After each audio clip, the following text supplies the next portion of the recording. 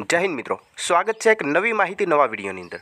મિત્રો, Gujarat police constable અને PSI ભરતીને ધ્યાનમાં રાખીને ફરી વખત આઈપીએસ હસમુખ પટેલ સાહેબ દ્વારા એક મહત્વની અપડેટ આપવામાં આવેલી છે। જે હા મિત્રો, વાત કરીએ તો ફોર્મ ભરાવાની શરૂઆત છે તે 4 એપ્રિલથી થઈ ગયેલ છે। 4 એપ્રિલથી લઈને આજે 7 એપ્રિલ થઈ આ 3 દિવસની અંદર કુલ કેટલા ફોર્મ ભરાયા અને લગભગ છેલ્લી 12 કલાકની અંદર કુલ કેટલા ફોર્મ આવ્યા તેમને ધ્યાનમાં રાખીને આઈપીએસ હસમુખ પટેલ સાહેબે એક ચોંકાવનારી અપડેટ આપેલી છે। માટે ખાસ કરીને વિડીયોને અંત સુધી અવશ્ય જુઓ। જ્યાં મિત્રો સૌથી પહેલાં વાત કરીએ તો આ ગઈકાલે આઈપીએસ હસમુખ પટેલ સાહેબે સાંજે 7 વાગ્યા આજુબાજુ એક મેસેજ કરીને માહિતી આપેલી હતી કે અત્યાર સુધીમાં લગભગ 94,000 અરજીઓ આવી ગઈ। જ્યાં મિત્રો પીએસઆઈ અને એલઆરટી કોન્સ્ટેબલની વાત કરીએ તો આ ભરતીની અંદર 4 તારીખથી લઈને 6 તારીખ એમ 2 દિવસની અંદર લગભગ 94,000 જેટલી અરજીઓ મળી ગઈ છે। ઓનલાઈન અરજીઓ સબમિટ થઈ ગયેલ છે। તેમાંથી વાત કરીએ તો 71,000 જેટલી અરજી છે તે કન્ફર્મ થઈ ગઈ છે અને લગભગ 23,000 જેટલી અરજીઓ છે તે કન્ફર્મ નથી થઈ। આમ જોવા જઈએ તો લગભગ એક દિવસની સરેરાશ 35,000 જેટલી અરજી આવે છે। જે હા મિત્રો, એક દિવસની વાત કરીએ તો 35,000 જેટલી અરજીઓ આવે છે જે કન્ફર્મ થઈ છે, જે ફાઇનલ સબમિટ અપાય છે તેમની વાત છે। અને 2 દિવસની 94,000 જેટલી અરજીઓ મળી ગઈ છે। પરંતુ આ ઝડપે છેલ્લા દિવસે ભીડ હશે, કારણ કે ઘણા લોકો અરજી કર્યા વિનાના રહી જશે। જે આ મિત્રો છેલ્લા દિવસોમાં અત્યારે તમે જોઈ શકો છો કે 2 કે 3 દિવસની અંદર માત્ર 94,000 જેટલા ઉમેદવાર મિત્રો હજી પોતાનું ફોર્મ સબમિટ કરી ગયા છે અને તેમાંથી 71,000 ઉમેદવાર મિત્રો જેવા છે જેમને પોતાનું ફોર્મ કન્ફર્મ કરી લીધું છે।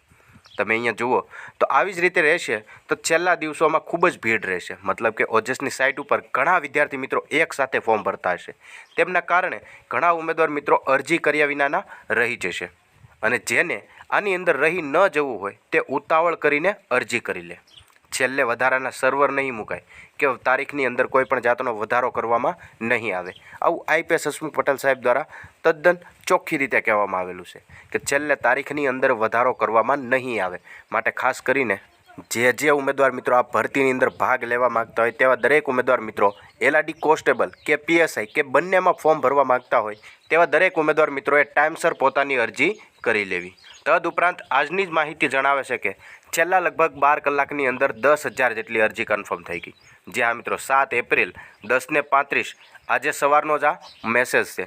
ગઈકાલથી વાત કરીને કાલે 94,000 જેટલી અરજીઓ મળી ગઈ હતી, તેમાંથી 71,000 અરજી કન્ફર્મ થઈ ગઈ હતી અને આજે 10,000 જેટલી અરજી મળી છે। મતલબ કે ત્યારથી લઈને અત્યાર સુધીમાં લગભગ 1,04,000 જેટલી અરજીઓ કન્ફર્મ થઈ છે।